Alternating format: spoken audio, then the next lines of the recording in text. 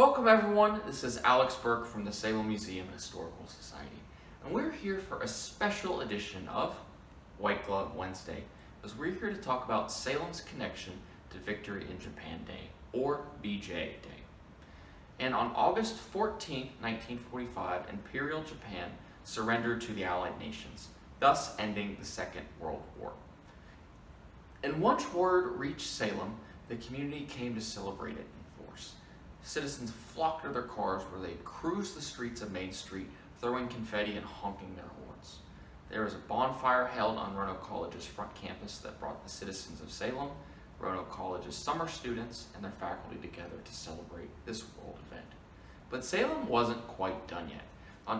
2 days later, on August 16th, the community organized a celebration that had a parade marching through Salem and ended at Municipal Field, where there were speeches given throughout the course of the day, and the community just wanted to celebrate this world event.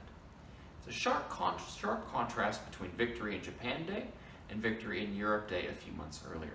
On Victory in Europe, or VE Day, the community itself had a couple small celebrations, but no huge celebration, no huge party.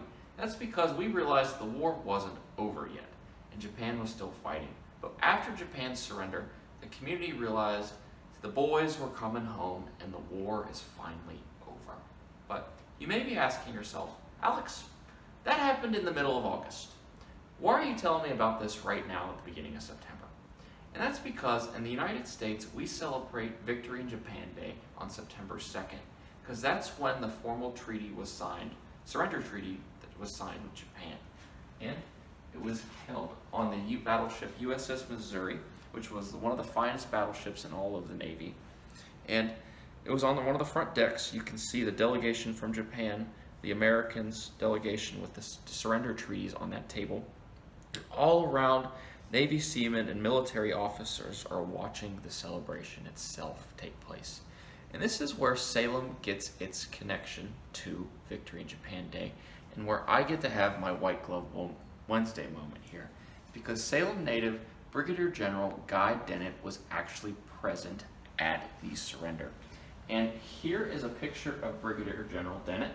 Many people think he looks like General Eisenhower, but I can assure you that is Brigadier General Guy Denit. And right beside him is the coat that he wore throughout the course of the Second World War. Guy Denit was one of the chief medical officers in the entire Pacific Theater, thus inviting him to witness the surrender ceremony. And as his account states, he was in the fourth row, so he was towards the back of the celebration of the surrender, but he got a good view of it. And 2 days later, he actually wrote a letter home to his wife detailing the account. I will put a link to that transcription of his letter in the description of this video itself. But Guy Denit was present to one of the most important moments in the 20th century, and we pay tribute to him here at the Salem Museum with this small temporary display. That's going to conclude it, everyone, for this week's episode, though. Thank you so much for tuning in. I will let everyone know we are coming back with a season 2 of White Glove Wednesday and Around Town in the next couple weeks. So stay tuned with our Facebook page and our website at salemmuseum.org for further updates. I'll see you soon. This is Alex Burke from the Salem Museum.